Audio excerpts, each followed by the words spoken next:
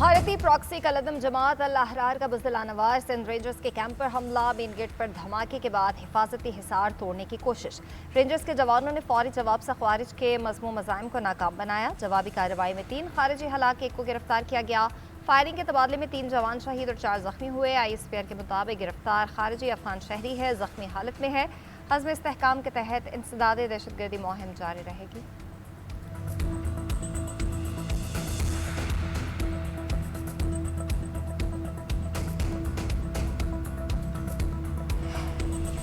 आबना हरमुज़ पर हमारा कंट्रोल है। रुकावटें दूर होने के बाद आबना हरमुज़ में सूरत हाल मामूल पर आ जाएगी। खलीज में बहरी आमदोरफ्त की बहाली में किसी भी दूसरे फरीक की मुदाखलत मामलात को मजीद पेचीदा बनाएगी।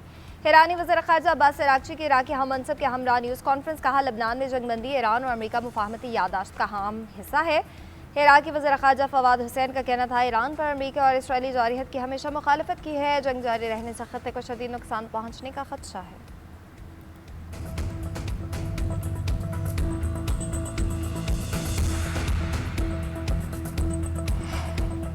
ईरान और अमेरिका के दरमियान कशीदगी में मजीद इजाफा। ईरान पर हमले, दिफाई तनसीबात और ड्रोन ज़ख़ीरा गाहों को निशाना बनाया गया। अमेरिकी सेंट्रल कमांड के मुताबिक कार्रवाई पैनामा के परचम बरदार जहाज़ को निशाना बनाने के जवाब में की।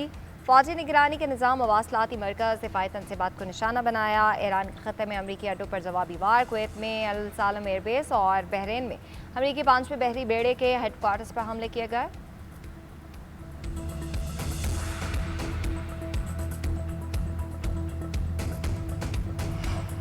नायब वज़ीर आज़म इसहाक़ डार का बहरीन के वज़ीर ख़ारजा से टेलीफोनिक रब्ता। इस्लामाबाद मुफाहमती यादाश्त पर दस्तखत के बाद ख़त्ते की सूरत हाल पर तबादला ख्याल। बहरीनी वज़ीर ख़ारजा ने मुफाहमती यादाश्त पर दस्तखत पर मुबारकबाद दी।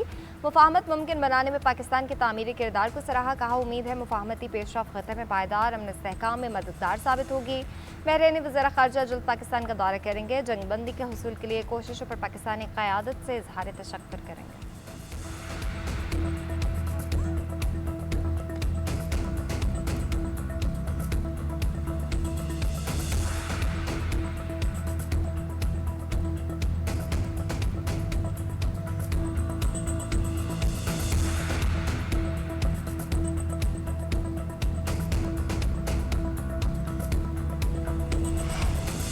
आलमी मार्केट में कीमत कम होते ही तेल में रिलीफ देंगे वज़ीर पेट्रोलियम अली परवेज़ मौली का ऐलान। कहते हैं हुकूमत ने आवाम को रिलीफ देने के लिए 130 अरब की सब्सिडी दी। पिछले हफ्ते पेट्रोल की कीमत जितनी कीमत कम हुई उससे बढ़कर रिलीफ दिया। कीमतों में कमी के हवाले से मुतहरिक हैं। कुछ अनासिर लोगों को गुमराह कर रहे हैं। आलमी सतह पर किए गए मुआहदों पर रहते हुए आगे चलेंगे। ईरान से सस्ता तेल और गैस खरीदने पर गौर कर रही हैं। ईरान गैस पाइपलाइन मनसूबा पेरिस की अदालत में है कि इसकी पैरवी कर रहे हैं। ईरानी भाइयों से मिलकर मामला हल करेंगे।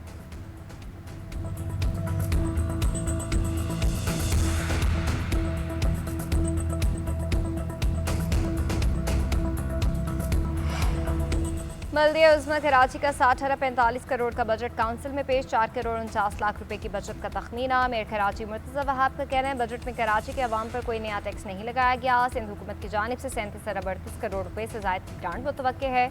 डिस्ट्रिक्ट ADP के तरक्याती मनसूबों के लिए 9 अरब रुपए मख्तस कर दिए गए। KMC के रिटायर्ड मुलाजमीन की पेंशन भी SAP सिस्टम पर मुंतकिल करने का ऐलान। मुलाजमीन के लिए हेल्थ इंश्योरेंस कार्ड का इजरा कर दिया गया। KMC में कागजी निज़ाम खत्म। तमाम अदायगियाँ रास्त निज़ाम के जरिए मुकम्मल डिजिटल होंगी। सड़कों की तामीर और बेहतरी के लिए 40 करोड़ रुपए की खतीर रकम मुख्तस की गई।